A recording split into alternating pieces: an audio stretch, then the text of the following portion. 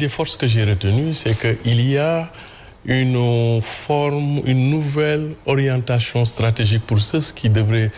gouverner nos collectivités locales. Parce qu'aujourd'hui, il m'a semblé, à la lecture de ce livre-là, que le Sénégal gagnerait à passer des profils d'administrateurs ou d'administration des collectivités locales pour aller vers ce qu'on appelle la gouvernance des collectivités locales. Quelle est la différence? Parce qu'on est dans la logique d'administration des collectivités locales. Là, on ne compte que sur les ressources budgétaires pour pouvoir développer alors quand on est dans une logique de gouvernance, là, on compte à la fois sur les ressources budgétaires, mais aussi les ressources additionnelles pour pouvoir transformer. L'autre idée, et là, je vais chuter, c'est qu'au niveau des collectivités locales par le Sénégal, on n'a plus besoin seulement des gestionnaires ou des administrateurs, mais on a besoin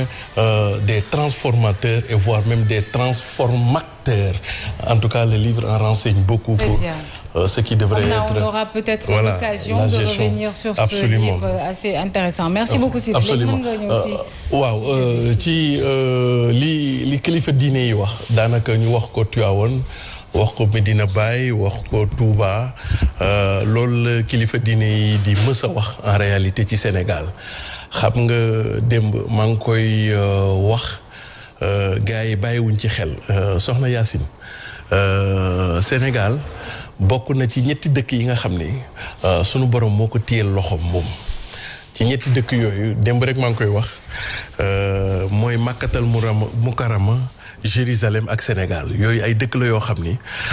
yooyu sunu borom moo ci teg loxo waa ay la yéwén nag ñi ñuy jiite ci bàll de politique daanaka ñoom ñoo desee xam Sénégal mais kilifa diine yi ñoom xam nañ lan mooy Sénégal xam nañ lan mooy dayoo Sénégal donc ñoom dellu nañ ca la ñu mënoon mooy artu parce que njaboot gi aussi boo leen yoree te ñu jëm ci ay élections yoo xam ne c'est l'élection de tous les enjeux ñoom li ñu def démb bërki démb loolu lañ di yàgg di def saa su ne maanaam artu waaye ñooñu politique yi ay la yéwén bu ñu mënoon am la classe politique à la dimension de nos classes religieuses de marabout à la dimension de nos chefs traditionnels et coutumiers même à la dimension de notre jeunesse Sénégal doon na gën a jëm kanam le problème du Sénégal soxna Yacine classe politique bi la mooy problème mu Sénégal bis bu classe politique bi élever son niveau de jeu xaw ko teg ci niveau de jeu kilifa diine xaw ko teg ci niveau de jeu xale yi góorgóorlu yi population bi de manière globale je vous assure que en 20 ans poussière u Sénégal rek nañu parce que li xew li xew ay Rwanda li xew Maroc li xew ci dëkk Corée du Sud et cetera ñu leen ëpp fuuf ay potentiel pour mën a agsi foofu quoi mais malheureusement on est très désorganisé malheureusement on n'a pas encore la classe politique dirigeante bu peuple sénégalais bi dëkk bu tudd Sénégal mérité jusqu'à présent. Merci beaucoup Siré ñu wax ci leneen mu di saisie record en haute mer de plus de 2 tonnes de cocaïne donc interceptée par la marine sénégalaise. loolu day wane rek tey Sénégal nu mu nekkee plaque tournante ci lu jëm ci wàllum trafic de drogue ci ay xayma entre 2019 ba 2021 jàpp nañ presque 5 tonnes de cocaïne ci Sénégal yoo xam ne bien sûr Sénégal nañ ko doon jaarale wala nañ ko doon indi benn xayma boo xam ne aussi plateforme de surveillance des drogues ñu tuddee ko ONUDC aussi def na ko jàpp na ne ci Afrique de l'Ouest 42 tonnes de drogue cocaïne jàpp nañ ko fi loolu du firndeel lan loolu di wane ne lu jëm ci wàllum trafic de drogue nu mu jéggee dayoo jamono jii nii au Sénégal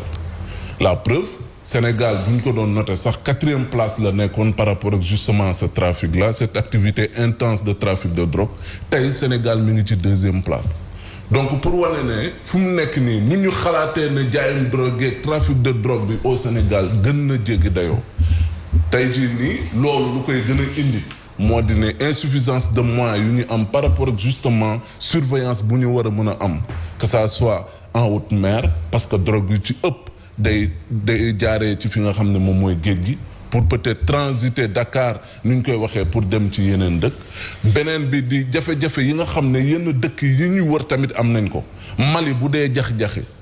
Guinée di jax-jaxi pour ñu trafiquer foofu noonu day yomb donc loolu nekk tey jii nii li nga xam ne moom moo gën a indi tey drogue bi di gën a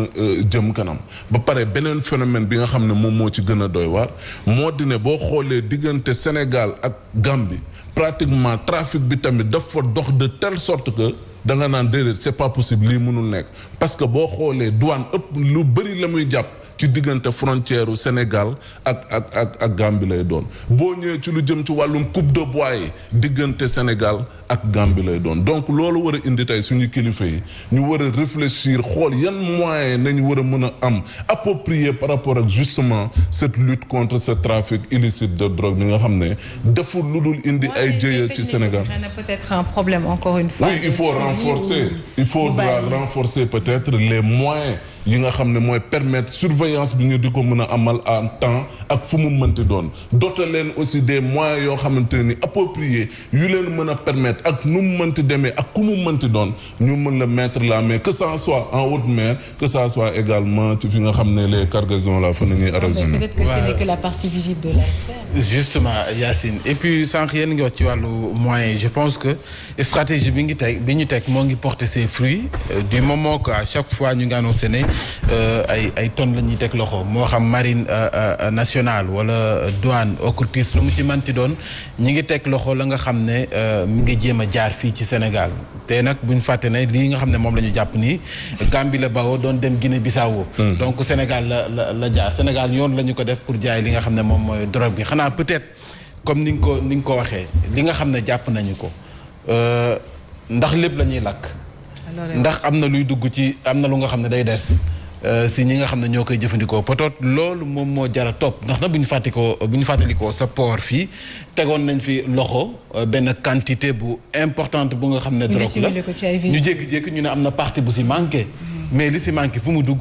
ak nañ ñoo ko fa jël est-ce que après enquête bi amoon na suivi bi est-ce que topp nañ ko na mu waree ba teg loxo ñi nga xam ne ñoom ñoo fa jël loolu sa manqué loolu mooy laaj bi mooy li nga wax sànq mais bu dee teg